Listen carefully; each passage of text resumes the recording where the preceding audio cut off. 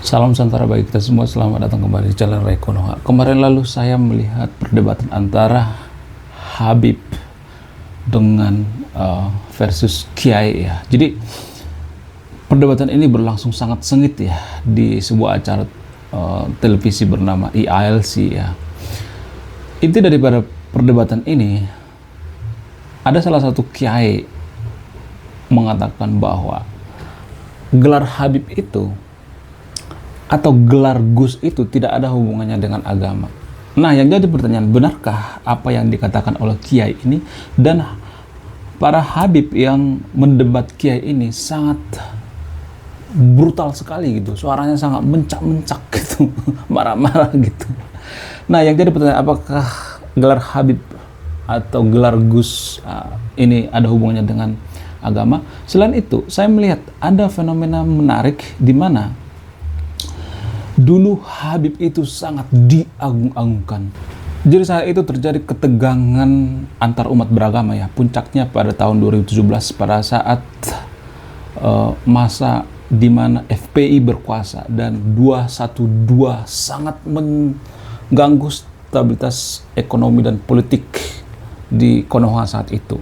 Nah, saya sangat sering mendapati komentar ya, membaca komentar di channel ini atau di channel lain juga saya sering membaca komentar seperti ini. Semenjak tragedi tahun 2012 ya, saya jadi skeptis dengan agama saya. Lalu yang jadi pertanyaan, kenapa justru tragedi 212 bisa bikin orang semakin skeptis dengan agamanya, bisa bikin orang pindah agama, bahkan banyak orang yang tidak percaya dengan agama lagi.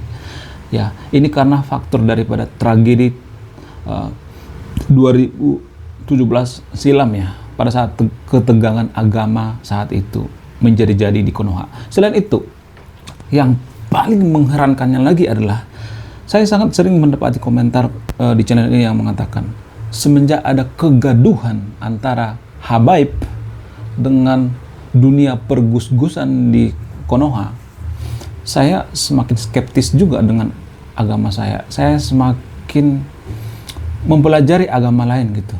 Nah, ini kan menarik kan? Ini kan semacam anomali ya. Ternyata faktor daripada kegaduhan atau begal nasab ini atau polemik nasab ini mempengaruhi umatnya ya. Nah, yang jadi pertanyaan, kenapa hal semacam ini bisa mempengaruhi umat bisa berpindah agama gitu ya, mempelajari agama lain, bahkan yang lebih parahnya, yang lebih ekstrimnya lagi, bisa seseorang itu menjadi ateis atau agnostik. Apa penyebabnya? Menarik untuk kita bahas ya. Sebelum saya urai lebih lanjut, di antara sahabat yang nonton video ini yang berpikiran sempit, yang biasa mengelontarkan kalimat-kalimat seperti, tahu apa lu tentang agama? Ngaji dulu sana. Sok tahu lu. Jadi orang-orang seperti ini sudah nggak ketolong lagi ya. Silakan skip video ini. Karena semua yang saya ucapkan di video ini ada sumbernya, ada datanya. Makanya saya tampilkan di depan datanya atau sumbernya. Jadi kalau mau marah, jangan marah ke saya. Marah ke yang bikin sumbernya. Dan apa yang saya katakan di video ini jangan terlalu dipercaya ya. Masih ada kemungkinan didebatkan. Tapi berdebatlah dengan dialektika yang dewasa gitu, jangan childish gitu, yang kekanak-kanakan gitu. Oke. Jadi, apakah gelar Habaib itu atau gelar Gus itu ada dalam agama? Dalam Islam tidak ada gelar resmi seperti Habaib, Habib atau Gus-Gusan ya. Karena apa? Karena beberapa alasan misalnya ya, seperti alasan teologis. Dalam alasan teologis dalam Islam ada istilah yang namanya kesederajatan, kesetaraan, egaliter. Apa itu egaliter? Islam menekankan kesederajatan semua umat tanpa membedakan status sosial atau keturunan ya. Hal ini tertulis jelas di Al-Qur'an ya. Selain itu, alasan kedua misalnya, tidak adanya kasta. Islam tidak mengakui adanya kasta ya, nggak ada. Ini juga ada dituliskan dalam Al-Quran. Nanti saya akan tampilkan datanya ya di sini. Silakan baca sendiri ya. Selain itu, alasan historis misalnya, asal usul gelar. Jadi Habaib, Gus itu berasal dari tradisi lokal. Sekali lagi saya katakan, Habib atau Gus itu berasal dari tradisi lokal, bukan dari ajaran Islam. Alasan historis yang kedua misalnya pengaruh budaya, ya. Gelar-gelar tersebut dipengaruhi oleh budaya Arab, Jawa dan lainnya. Jadi ini semacam penghargaan ya. Tapi yang jadi permasalahan saya melihat ya, gelar ini disalahmanfaatkan gitu. Ya. Kalau di Bali kalau nggak salah itu Gus itu sebutan untuk nak ya. Ya, nak, dek gitu kali ya. Kalau di Bali. Koreksi saya kalau salah ya. Kalau di Bali seperti itu ya, Gus. Jadi Gus itu di Bali tidak sementereng gitu, tidak sementereng gelar yang ada di Jawa Barat gitu atau di Jawa Tengah. Kalau di Bali itu gelar Gus itu ya adik gitu, nak gitu.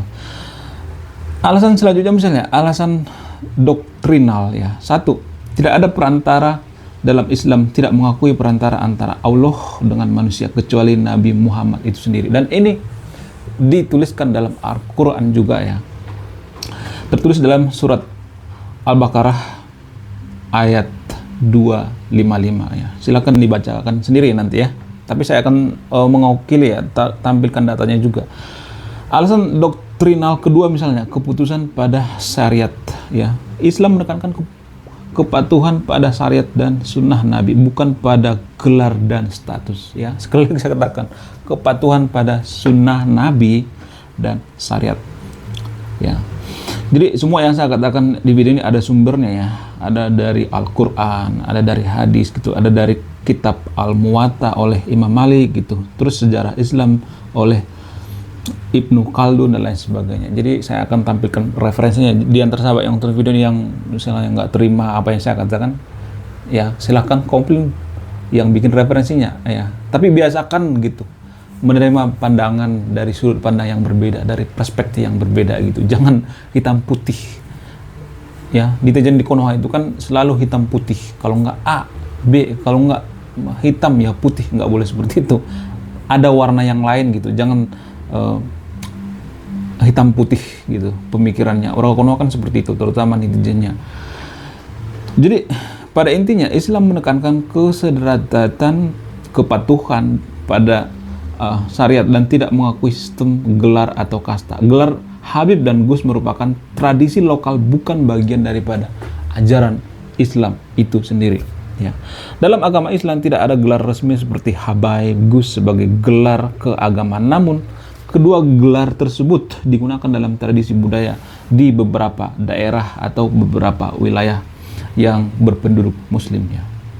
Lalu yang pertanyaan selanjutnya misalnya, kenapa tragedi 212 bisa bikin orang skeptis terhadap agama? Nah, ini sangat menarik ya. Saya sangat memperhatikan ya, kenapa semenjak tragedi 212 tahun 2017 silam antara Ahok dengan Anies ini bisa memicu seseorang itu untuk berpikir keras gitu, berpikir skeptis gitu. Ya, bahkan ada yang meragukan agama gitu, ada yang menjadi ateis gitu, ada yang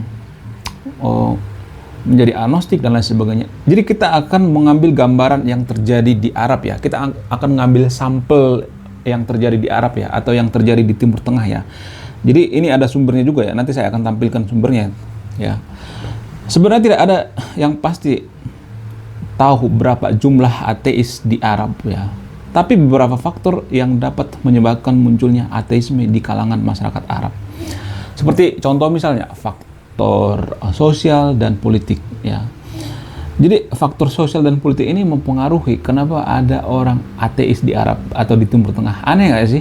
Di negara yang sangat religius ya, bisa ada bisa ada orang yang memilih untuk agnostik atau ateis gitu.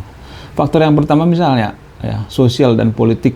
Ya, sosial politik ini ada hubungannya dengan keterlibatan politik dan agama. Campur tangan agama dengan urusan politik dapat menyebabkan kekecewaan, terutama di Konoha. Di Konoha itu kan menggabungkan antara politik dengan agama, sehingga sering terjadi gesekan-gesekan ya, ngomong politik di rumah ibadah gitu, pemuka agama ngomongin politik seenak jidat gitu, padahal itu kan bukan bagiannya. Makanya saya sering menggaungkan yang namanya sekularisme. Bahkan Mesir juga lambat laun mereka sudah bertransformasi kok jadi negara sekularisme ya. pemuka agama di Mesir itu tidak berkuasa di Konoha. Di sana pemuka agama itu hanya mendompleng pemerintahan gitu, untuk mensupport pemerintahan. Tidak berperan lagi seperti zaman dulu gitu, sangat kuat gitu seperti di Konoha. Di Konoha saya melihat pengaruh daripada pemuka agama itu sangat-sangat berpengaruh. Makanya kalau kampanye gitu, para politisi itu kan biasanya sowan nih ke pemuka-pemuka agama. Dan baru-baru ini sedang viral ya, ada usul dari Kemenak atau Kementerian Agama yang mengusulkan untuk sertifikasi dari pemuka agama. Jadi semua para penceramah gitu, pemuka agama itu harus ada sertifikatnya atau sertifikasi dari pemerintahan. Menurut saya ini ide yang menarik. Sebelum pemerintah mengusulkan ide ini, sebelumnya saya udah pernah bahas ini beberapa tahun yang lalu ya, 2 tahun yang lalu gitu. Saya udah bahas ini di video saya ya, sebelum pemerintah ngebahas ini. Tapi kita akan bahas itu nanti di segmen khusus ya. Kita fokus ke fenomena menarik ini dulu, fenomena yang menakjubkan, di mana kejadian-kejadian yang emosional seperti faktor sosial dan politik bisa mempengaruhi seseorang itu skeptis terhadap agamanya. Faktor sosial dan politik kedua misalnya represi atau penindasan ya, keterbatasan kebebasan berbicara dan beragama ya, karena keterbatasan, dibatasi ya, nggak boleh begitu, nggak boleh begini, nggak boleh begini ya, haram itu, haram ini, segala macam ya. Hal-hal seperti ini yang mengekang manusia sehingga manusia itu ingin bebas. Manusia kan semakin dikekang itu kan semakin bebas ya. Selain itu, faktor korupsi dan ketidakadilan juga berpengaruh ya. Kegagalan pemerintah dalam memenuhi kebutuhan dasar ya. Korupsi dan ketidakadilan juga berpengaruh ya. Berpengaruh seseorang itu jadi skeptis terhadap agamanya. Selain itu, ada faktor lain misalnya faktor dari ekonomi ya. Kemiskinan, pengangguran ya, keterbatasan ekonomi memicu keraguan terhadap agama. Orang-orang udah mulai mempertanyakan gitu. Saya kan orangnya baik, rajin ibadah, tidak pernah yang namanya bohong dan lain sebagainya. Tapi saya kok hidupnya gitu-gitu aja. Kenapa orang lain lebih kaya daripada saya dan lain sebagainya, bla bla. Ya, ada faktor seperti itu. Faktor ekonomi di bagian kedua misalnya ketidaksetaraan sosial, perbedaan ekonomi dan sosial yang besar ya. Ini berhubungan dari faktor pertama tadi. Faktor pendidikan dan budaya misalnya.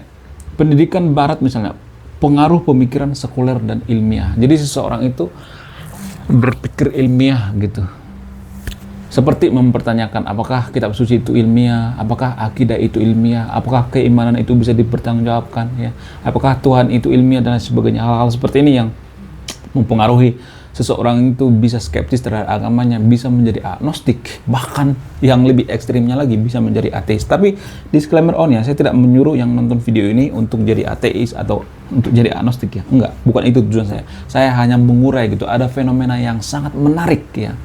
Saya justru senang yang nonton video untuk beragama, tetap beragama, tapi beragamalah secara dewasa ya, jangan beragama berlebihan gitu, menganggap bahwa hanya agama yang paling benar gitu, agama lain sesat. Enggak, jangan seperti itu. Itu namanya toksik dalam beragama.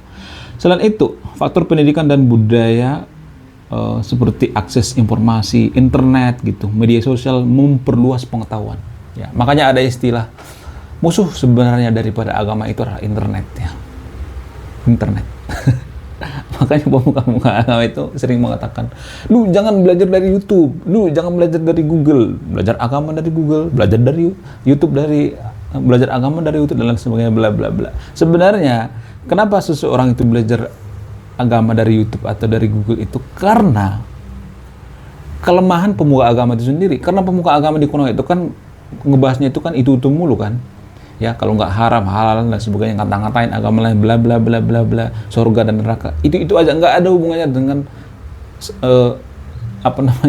dakwah-dakwah yang ilmiah gitu ya, ceramah-ceramah yang ilmiah. Jadi masyarakat itu kan semakin lama kan semakin mempertanyakan gitu hubungan antara agama dengan ilmu pengetahuan, dan pemuka agama gagal menjelaskan sehingga orang-orang mengambil jalan pintas, yaitu belajar dari YouTube gitu, seperti di channel ini. Tapi saya tidak menyarankan yang nonton video untuk jadi ateis atau agnostik ya, bukan itu tujuan saya.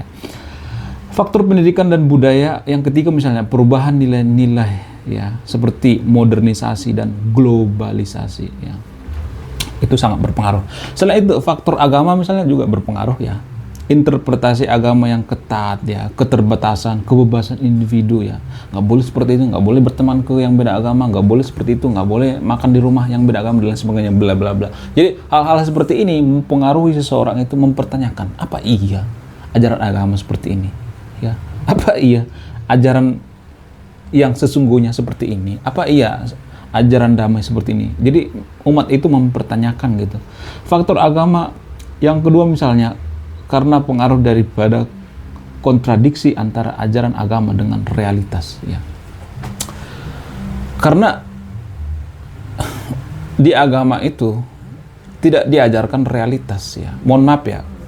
Tidak semuanya, tapi kan di agama itu kan diajarkan tentang surga dan neraka dan lain sebagainya. Justru kita tidak diajarkan kehidupan yang realistis gitu, realitas yang sebenarnya. Ya. Selain itu, karena faktor kekerasan dan ekstremisme, tindakan kekerasan atas nama agama. Ya seperti yang terjadi di Konoha ya, beberapa tahun silam, tahun 2017 itu kan tahun yang sangat tegang banget ya antar umat beragama. Ada penggusuran rumah ibadah gitu, ada yang mempersekusi gitu, orang lagi ibadah dan lain sebagainya. Ini mempengaruhi ya orang jadi skeptis terhadap agamanya gitu, mempelajari agama lain gitu, dan hal-hal seperti ini mempengaruhi juga bikin kita semakin tidak percaya dengan agama ya. Ada banyak negara-negara di Timur Tengah ya, berdasarkan data yang saya tampilkan ya, seperti negara-negara yang Mesir misalnya. Mesir itu meningkatnya ateisme di kalangan pemuda ya. Selain itu negara Suriah misalnya, perang saudara memicu keraguan ya, keraguan terhadap agama ya. Selain itu Irak misalnya, konflik sektarian memperlemah kepercayaan. Irak ya, Suriah, Mesir ya, Tunisia juga meningkat nilai-nilai atau paham sekularisme pasca revolusi ya. Arab Saudi juga, Arab Saudi ateisme meningkat dari kalangan pemuda ya, bukan kalangan yang tua-tua ya, kalangan pemuda. Jadi semua yang saya ucapkan di video ini ada sumbernya ya. Seperti sumber pertama misalnya, walaupun saya tadi udah tampilkan sumbernya, tetap saya akan membacakan sumbernya. Karena apa? Karena menghindari fitnah gitu. Kan nanti kan banyak orang yang ngomong ya, sumbernya mana, datanya mana, ya, dasarnya mana. Lu kan harus berdasar gitu, menurut penelitian gitu ya. Sumber pertama misalnya The Arab Atheist ya, oleh Brian Whitaker atau The Guardian ya. Sumber kedua misalnya Atheism in the Arab World oleh Hussein Ibis atau The Atlantic ya. Sumber ketiga misalnya dari The Rise of Atheism in Middle East atau Timur Tengah oleh Ramji Baraun atau berdasarkan data dari Al Jazeera. Tapi perlu diingat bahwa ateisme tidak hanya dipengaruhi oleh faktor-faktor yang saya ucapkan barusan ya kan, tapi juga oleh pengalaman pribadi dan pemikiran individu-individu ya. Nah, selain itu kenapa polemik nasab dan dunia pergus-gusan ya, gus gitu, bikin orang skeptis ya terhadap agama.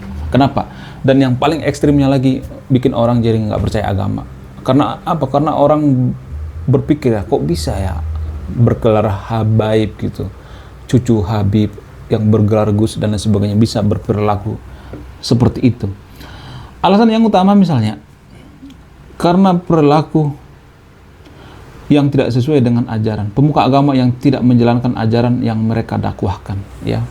Contoh misalnya seperti banyaknya pemuka agama di Konoha itu yang mendakwahkan sesuatu tapi tidak sesuai dengan akhlaknya atau perilakunya ya. Seperti yang belakangan ini viral kan, ada pemuka agama yang menggoblok-goblokkan penjual es teh ya kan.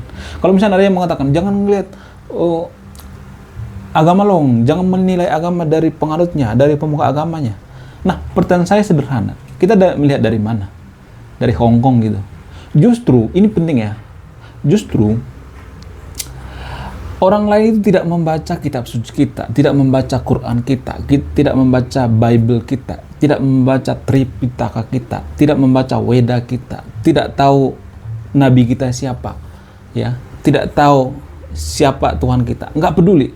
Orang peduli hanya perilaku kita, akhlak kita, atau sifat kita. Sekali lagi saya katakan, mereka tidak peduli dengan agama kita, mereka tidak peduli dengan kitab suci kita, ya.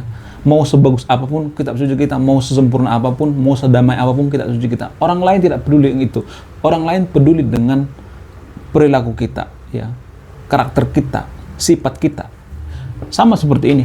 Kalau 1000 kali pun kita mengatakan bahwa jangan nilai agama dari pemuka agamanya gitu. Misalnya ada pemuka agama yang menggoblok-goblokkan orang lain saat lagi dakwah misalnya, orang tidak akan percaya gitu. Orang akan melihat kelakuan pemuka agamanya, ya. Selain itu, korupsi dan penyalahgunaan kekuasaan juga pemuka agama yang menggunakan posisi mereka untuk kepentingan pribadi, ya. Ada seperti itu. Ada banyak kok ono-ono seperti itu yang melakukan penipuan-penipuan, ya. Seperti yang viral belakangan ini, ya, yang beberapa tahun yang lalu, yang erat dengan tagline atau jargon yang mengatakan, duitnya dari mana? Dari mana duitnya? Ya kan, ada pemuka agama yang seperti itu kan di Konoha. Jadi hal-hal seperti ini yang mempengaruhi seseorang itu tidak percaya agama lagi, ya. Selain itu, karena diskriminasi dan intoleransi, pemuka agama yang mempromosikan diskriminasi terhadap kelompok tertentu, ya. Makanya mohonlah pemuka agama yang nonton video ini, ya, atau pendakwah atau yang belajar agama gitu, ya, yang belajar di pesantren gitu, atau yang lagi mendalami agama gitu. Kalau Anda itu berdakwah itu jangan mendakwah ekstremisme gitu, ya, intoleransi dan sebagainya, jangan seperti itu, jangan. Karena sekarang zamannya teknologi, ya.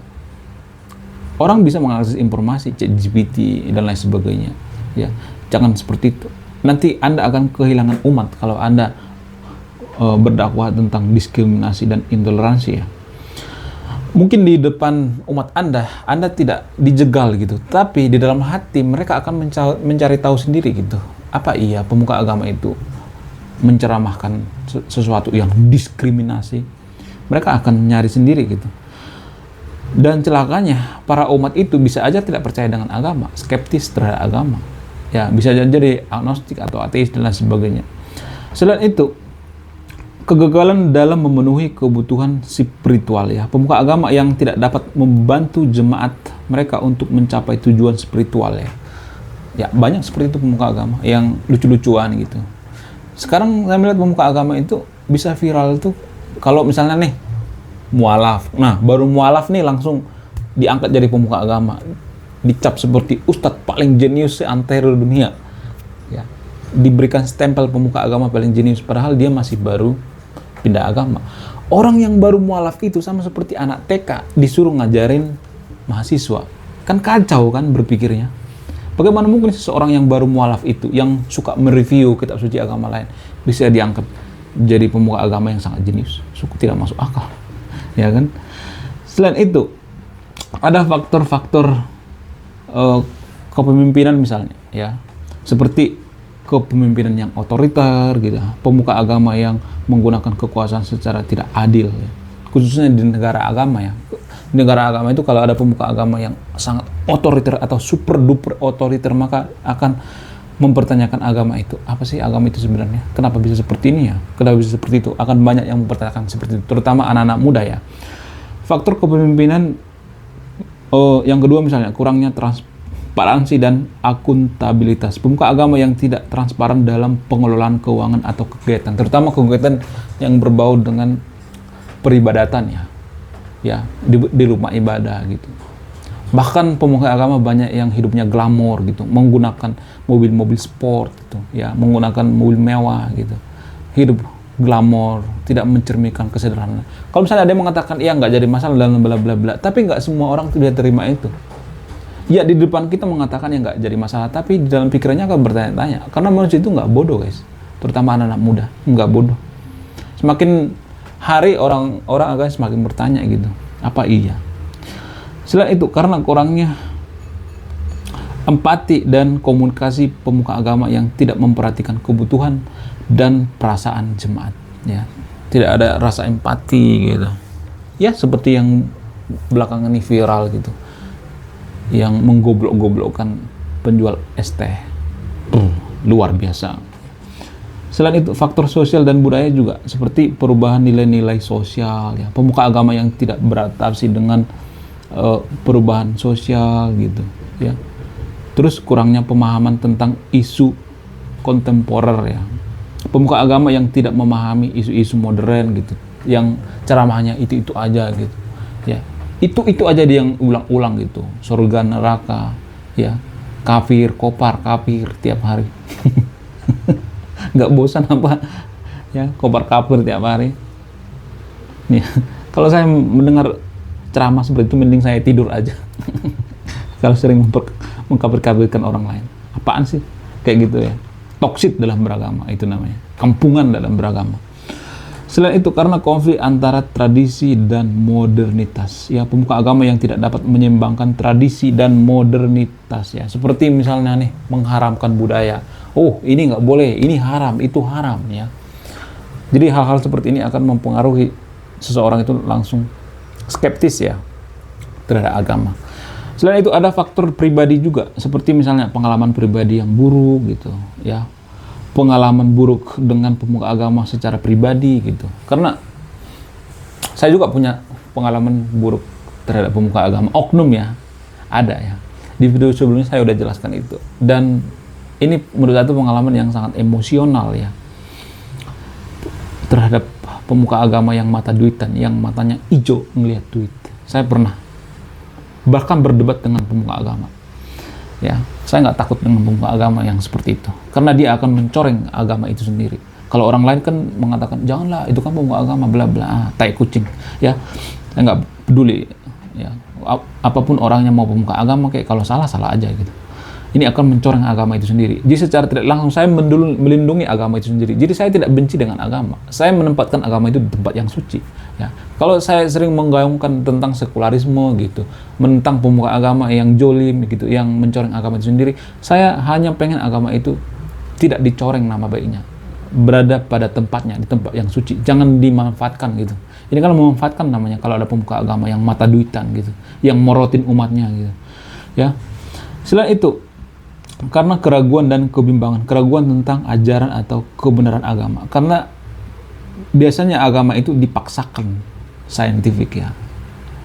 Justru kalau dipaksakan, misalnya ada yang mengatakan bahwa keimanan itu ilmiah dan lain sebagainya, bla bla, itu kan justru bikin orang itu semakin bertanya-tanya, apa iya, benarkah seperti itu? Mending kita jujur aja bahwa keimanan itu tidak rasional, keimanan itu tidak masuk akal, ya, jujur aja gitu, nggak jadi masalah, ya. Selain itu, pencarian makna dan tujuan, pemuka agama yang tidak dapat membantu dalam pencarian makna. Jadi semua yang saya katakan di video ini ada sumbernya, ya. Walaupun saya sudah menampilkan sumbernya di depan tadi, tetap saya akan membacakan sumbernya biar tidak ada fitnah gitu. Lu dapat dari mana sih datanya, ya? Sumbernya mah nggak ada ngomong seperti itu, ya. Sumber pertama misalnya Kepemimpinan Agama dan Kecaman Masyarakat oleh Dr. Muhammad Safil Antonio, ya. Yang kedua misalnya, mengapa orang meninggalkan agama oleh Profesor Dr. Nur Kholis Majid, ya. Sumber yang ketiga misalnya, Agama dan Kepemimpinan oleh Dr. Zainal Abidin Bagir, ya. Untuk menghindari kekecewaan daripada pemuka agama, harus, ya, menjalankan agama dengan integritas, berkomunikasi dengan efektif, ya, menjadi teladan yang baik, menghormati keberagaman, membangun kepercayaan melalui transparansi dan akuntabilitas, ya. Oke, sekian video ini. Semoga Anda tetap bahagia, stay relevan, dan stay rasional. Saya Reko Noha, salam rasional.